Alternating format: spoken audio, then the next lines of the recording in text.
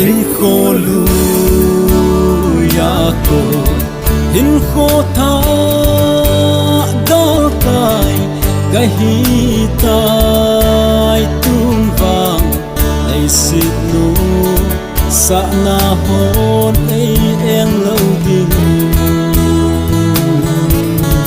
ga hin na hi bakaya ki mang ta ne ka phak hoi lai suni Calvary cross su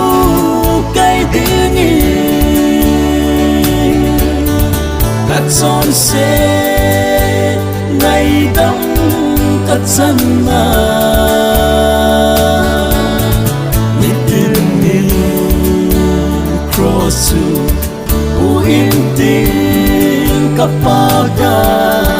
lung suy sinh ta nghe cái hiểm khổ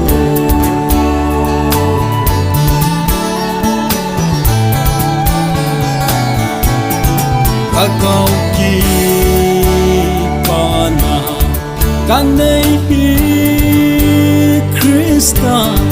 akon bo ahi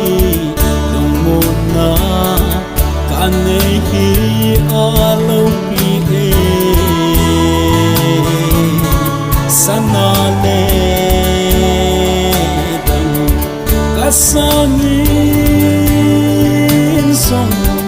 alu soi kapakai ngai lutna Calvary cross su cái dingi cắt son se ngày đông cắt chân na nít tin ni cross su u in tin kapaga lung suy sinh ta nghe cái hiểm khổ